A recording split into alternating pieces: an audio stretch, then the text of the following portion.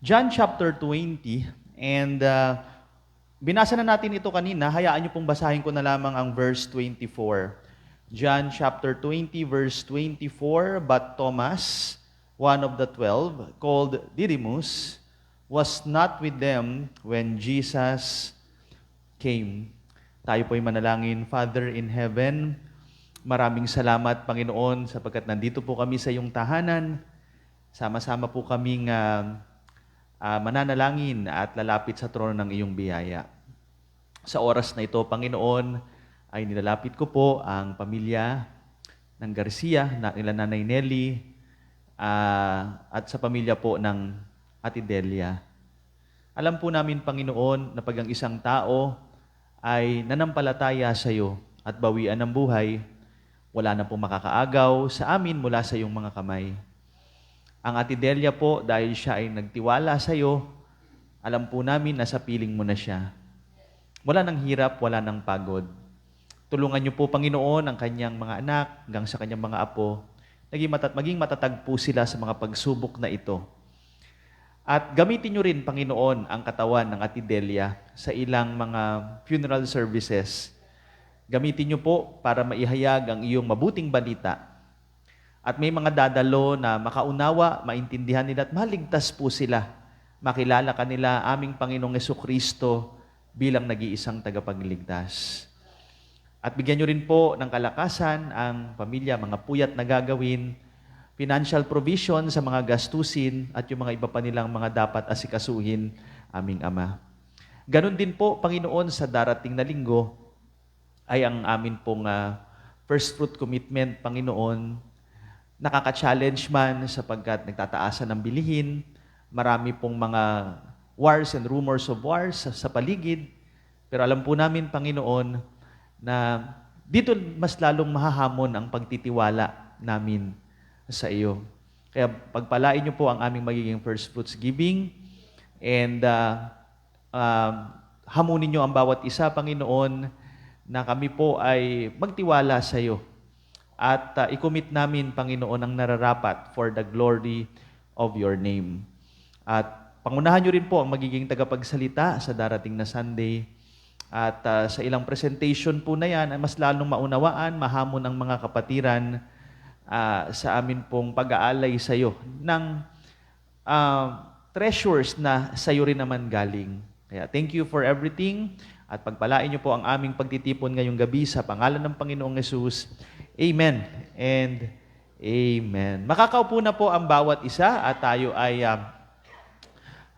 mag-aaral ng salita ng Diyos. Kung lalagyan ko po ng pamagat ang ating pag-aaral ay what's decreasing if you're missing. So dito makikita natin ang tagpo na kung saan ang Panginoong Jesucristo ay nabuhay na pong muli.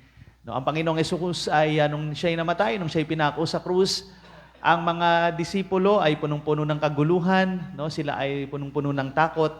Pero salamat dahil ang Panginoong Jesucristo ay talagang nakita nila personally. Kaya nga, ano po dito ang magiging focus ng ating pag-aaral since ang ating theme for this month is all about church attendance, worship. Ano ba ang nawawala sa isang taong, ano yung bumababa sa kanya o ano yung nagdi-decrease doon sa taong namimiss niya ang mga pagtitipon.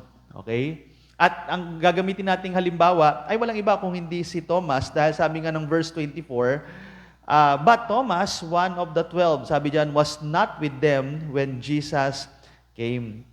So tatlong bagay po ang gusto kong i-share na ito yung magandang paalala sa atin na bigyan natin ng kahalagahan ang atin pong pagtitipon, lalo po sa mga panahon pong ito. Una po, ito ang nagdi-decrease pag tayo po ay nawawala sa mga pagtitipon. Nakitang-kita din po natin kay Thomas. First word is yung word na fortitude, kalakasan. Pag ang isang tao ay nawawala sa pagtitipon, ang isa sa mga humihina sa kanya ay yung kanyang kalakasan, particularly ang kalakasang spiritual. Tingnan natin ang verses 19 hanggang 24. Tingnan po natin. Sabi po dito, hayaan yung basahin ko, sundan nyo dyan sa inyong mga Bible. When the same day at evening, being the first day of the week, ayan, so nagtitipon ang mga sinaunang mananampalataya upon the first day of the week. Ano ba yung first day of the week? That's Sunday. Okay? Hindi sila Sabadista. No? Sunday ang kanilang pagtitipon. When the doors were shut, where the disciples were assembled for fear, takot sila, fear of the Jews. Alam niyo naman ang nangyari, di ba takot sila, ma-persecute po sila. Came Jesus and stood in the midst and saith unto them, peace be unto you. Tingnan niyo po ito si Jesus Christ, nakasarado ang pintuan. Imposibleng makapasok physically ang isang tao, pero kitang-kita natin gaano ka-powerful ang ating Panginoong Jesucristo na sa kanilang kalagitnaan, biglang nagpakita ang Panginoong Jesus, may physical body siya. Kaya nga yan ang isa sa mga magandang example para sa atin, ano ang meron sa ating resurrected body. Verse 20, and when he had so said, he shewed unto them his hands, sabi diyan, and his side. Then were the disciples glad when they saw the Lord. So talagang kita natin dito, may physical body si Christ. Hindi siya isang spiritual, kundi sa kanyang resurrection, meron po talaga siyang physical body. Kaya nga pinakita pa niya yung kanyang kamay, may butas. Pinakita niya yung side niya na may tama din. No, I mean, kumbaga may tinusok din po yan. At nakita po nila, tuwang-tuwa po itong mga disciples dahil nakita nila talagang buhay ang kanilang Panginoon. Kaya nga sabi ng verse 21, then said Jesus to them again, peace be unto you, as my Father hath sent me, even so send I you. And when he had said this, he breathed on them and saith unto them, receive ye the Holy Ghost. Then sabi ng verse 23, whosoever sins ye remit, they are remitted unto them, and whosoever sins you retain, they are retained. So dito makikita natin, ang mga disipulo na hinang-hina, sila po ay takot na takot, naguguluhan marahil. Pero sa isang iglap, biglang nagpakita ang dakilang pastor, ang dakilang Panginoong tagapagligtas, ang Panginoong Jesucristo, biglang, boom, talagang biglang nagbago ang kanilang pananaw. Na-encourage po sila at lahat ng kaguluhan na meron sa kanila napalitan ng kapayapaan. At ang blessing po dyan sa mga disciples na yan, nasa pagtitipon kasi sila. Nasa assembly sila. Kaya ang blessing po mga kapatid, pag tayo ay nasa ganitong klase ng pagtitipon, tayo po ay nagkakaroon ng spiritual na kalakasan dahil ating kinakain, ating pinag-aaralan, ating pinapakinggan ang mga pangako ng Panginoong Hesukristo. Tamang-tama po sa panahon natin ngayon, talagang kung tayo po ay manunood ng mga balita, talagang matatakot po tayo. No? Kaya nga marami tayong mga nakikitang mga nagpo-post naku, end times na, ano nang gagawin natin? Nagkakagulo na sila. No? Gera dito, nagtataasan na yung presyo ng bilihin, no? Ang taas na ng gasolina, kaya nga iba, yung bisikleta nila, inaayos na nila, magbibisikleta na iba naman. Grab a horse, hindi na po yung hindi na yung car, kabayo na lang daw gagamitin, no? Para hindi na masyadong magastusan sa gasolina. So maraming kaguluhan, maraming korupsyon. Pag pinakinggan natin yung mga balita tungkol sa government natin, ito na naman, corruption, talagang maguguluhan tayo. Pero salamat sa Word of God, makakakuha tayo ng kapayapaan. Sa Word of God, magkakaroon po tayo ng spiritual na kalakasan. At hindi lang yan, syempre mas masarap po na tayo kumakain spiritually pagkasama natin ang ating kapwa mananampalataya. Di ba parang ganito na naman yan, kahit na sa pagkaing pisikal, mas masarap kumain pag may kasama kang kumakain. Kaysa mag-isa ka lang. Kahit sabihin na ang sarap-sarap ng pagkain yan, pero mag-isa ka lang, parang nakakawalang gana. Pero subukan nyo na sumama kayo sa kainan, lalo't baptist yung mga kasama nyo sa kainan, talagang gaganahan kayong kumain. Mapapasarap kahit mapaparami kayo at sinasabi nyo nagda-diet pa kayo, pero iba yung sarap ng pagkain pag ang kapwa mananampalataya ang siyang kasama mong kumakain. At tayo po ay nagkakaroon ng lakas pag tayo ay nasa pagtitipon na ganito na tayo ay nagsasama-sama, salo-salo tayong kumakain ng salita ng Diyos. Pero sabi nga ulit ng verse 24, but Thomas, sabi ng last part, was not with them when Jesus came. Malaki ang na-miss ni Thomas. Kumbaga, noong mga panahon na to, ang mga kasama niya, lumakas na sila, na-revive na sila, ayun si Thomas, wala. Absent. So, ano pa rin siya? Hindi pa rin siya malakas. No? At lalo siyang nangihina pag hindi siya sumasama sa mga pagtitipon. Kaya nga sabi ng Hebrews 10:25, familiar na talata regarding church, not forsaking the assembling of ourselves together as the manner of some is, but ano meron sa pagtitipon? Exhorting. Ito mahalagang mga salita, one another. Kaya nga mahalaga ang bawat isa, nagkakaroon tayo ng pagtitipon kasi yan yung one another. At ang sabi pa diyan, so much the more as ye see the day approaching. Naku, nalalapit na. Ayan na yung mga signs, nakikita na natin sa paligid natin. Anong gagawin natin? O, di magtipon tayo. Tuloy lang tayo sa pagtitipon. Tuloy lang tayo sa pag-church. Habang nakikita na natin that the day is approaching. Yes, malapit na. Malapit na dumating ang Panginoon. Wala nga lang petsa, hindi lang natin alam ang exact date. Pero ang masarap dito, sama-sama tayong inaantay ang kanyang pagbabalik. Nagpapalakasan tayo sa bawat isa. Kaya nga sabi ng 1 Thessalonians 5:11, ang kagandahan ng ganitong pagtitipon, wherefore comfort yourselves together and edify one another. So ang presensya ng bawat isa sa ganitong pagtitipon ay nagbibigay kalakasan. Pero pag ikay absent, yan ang nawawala sa'yo. Imbis na lumalakas ka, mas lalo kang manghihina. Pag hindi ka, ina-isolate mo ang sarili mo, hindi ka sumasama sa mga pagtitipon, na kagaya nito. James 5:17, ang kagandahan pa po sa mga pagtitipon, meron ka mapagsasabihan. Mga kahinaan mo, confess your faults one to another. And pray one for another. Sarap pag may ganitong prayer meeting. Alam mo may mga mananalangin sa'yo, may mapagsasabihan ka ng prayer request. Alam mo may mananalangin sa'yo kahit na hindi na kayo magkasama, nasa bahay na, kanya-kanyang bahay na, pero alam mo may mananalangin sa'yo kasi may napagsabihan ka, kapatid, pag-pray mo ako. Ganto problema ko, ito yung mga nagawa kong pagkakamali. May mananalangin sa iyo at magbibigay kalakasan yan sa iyong spiritual na katawan. So number 1, anong missing, anong nawawala? Pag ikaw, ay ano ang manghihina, ano yung magdi-decrease sa iyo? Pag ikaw ay missing, fortitude. Manghihina ka, mawawalan ka ng kalakasan. Pangalawa po, yung init, flame. Parang kagaya po ng isang uling, mga kapatid. Diba? Nagbabagay ang pagsama-sama sila. Pero subukan yung ihiwalay yung isa dyan. Maya-maya, yung mga nagsasama-sama, umaapoy pa din, pero itong isa, ala na. Mawawala ng init. Tingnan niyo po ang reaksyon ni Thomas. Kitang-kita natin na talagang nawalan siya ng init. Tingnan niya na, John 20:25. The other disciples therefore said unto him, nakita si Thomas, we have seen the Lord. Aba, ang gandang balita. Tingnan niyo yung reply ni Thomas, obvious na talagang nanlalamig siya. But he said unto them, except I shall see in his hands the print of the nails, and put my finger into his print of the nails, and thrust my hand into his side, I will not believe. Tingnan niyo yan nung nakita nila si Thomas, naku Thomas, absent ka, sayang.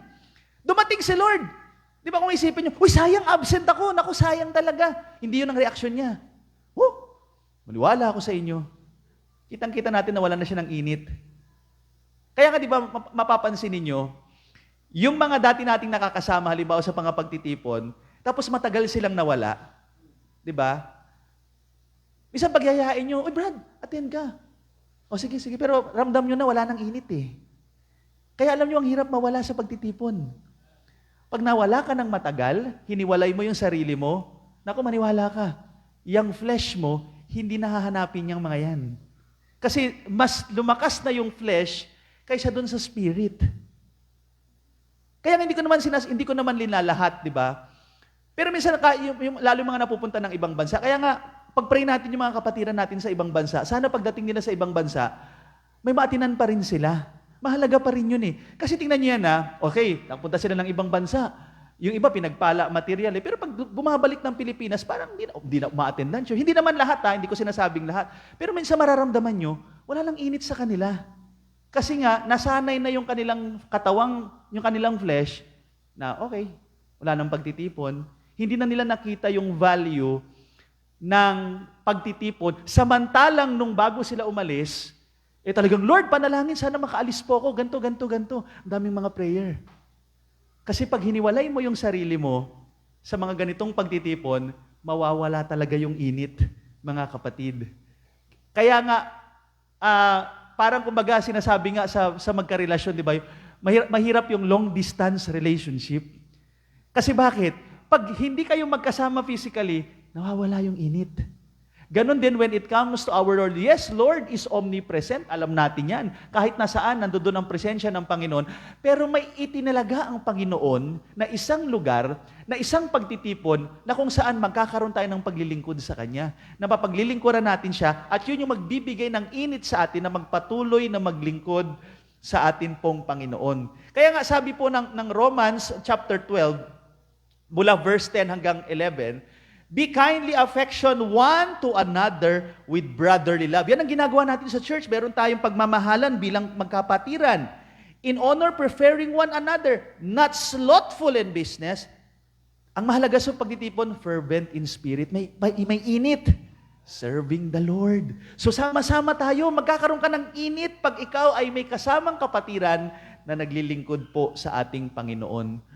Kaya pangalawa, pag ikaw ay nawawala na sa mga pagtitipon, na sanay-sanay ka na hindi ka dumadalo, nako, mawawala na po yung init ng iyong spiritual na pangangatawan. At syempre, ang pangatlo, itong nakakalungkot pa, syempre, manghihina din po, magdi-decrease ang iyong pananampalataya pag hindi ka nakakadalo sa mga ganitong pagtitipon o sa pagtitipon sa isang lokal na iglesia.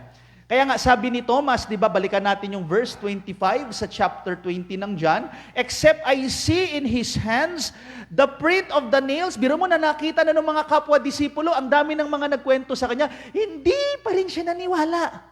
Ang sabi niya, except I see, I see in his hands the print of the nails. At hindi lang yan, hindi pa siya nakontento na makita yung butas, ipapasok pa niya yung daliri niya doon sa print ng nails ng Panginoon. Tapos doon pa sa tagiliran ng Panginoon, sabi niya, hanggat hindi ko nagagawa yan, hindi ako maniniwala. Sabi niya, talagang ganong bumabaw, ganon ang hina ang pananampalataya ni Thomas. At sabi ng verse 26, and after 8 days, again, his disciples were within, and Thomas with them. Ayun, buti umattend na si Thomas. Umattend na siya. Then came Jesus, the doors being shut. Biro mo nakasarado ang pinto, pero biglang lumitaw ang Panginoon and stood in the midst and said, peace be unto you. Then saith he to Thomas, si Christ na nag-initiate. Tingnan niyo yan ha. Nung nagsabi si Thomas, na gusto niya ipasok yung daliri niya, wala naman si Christ doon physically, pero nandoon ang presensya ng Panginoon. Kaya nga alam ni Jesus Christ, yun nasa utak ni Thomas. Si Christ na mismo nagsabi, Thomas, lagay mo rito yung daliri mo. Tige, halika rito, lagay mo. Tapos nung nilagay ni Thomas, ano ang sabi niya? And Thomas answered and said unto him, my Lord and my God. Sabi ng INC, nagulat lang si Thomas dyan. May nakalagay ba na exclamation point? Wala. Tsaka si Thomas, hindi siya Pilipino. Hudyo siya. Sa mga Hudyo, hindi nila basta-basta binabanggit ang pangalan ng Diyos. Kumbaga ito ay big deal sa kanila na gamitin yung pangalan ng Diyos. Pero the fact na sinabi niyang, my Lord and my God, in-acknowledge ni Thomas na ang nakita niya sa kanyang harapan, ang Panginoong Jesucristo, ay ang kanyang Panginoon at ang kanyang Diyos. Kita niyo yung reply ni Jesus? Hindi sinabi ni Jesus, wag, hindi ako Diyos. Walang ganun sinabi si Jesus Christ. Dahil alam ni Jesus Christ, totoo naman yun eh.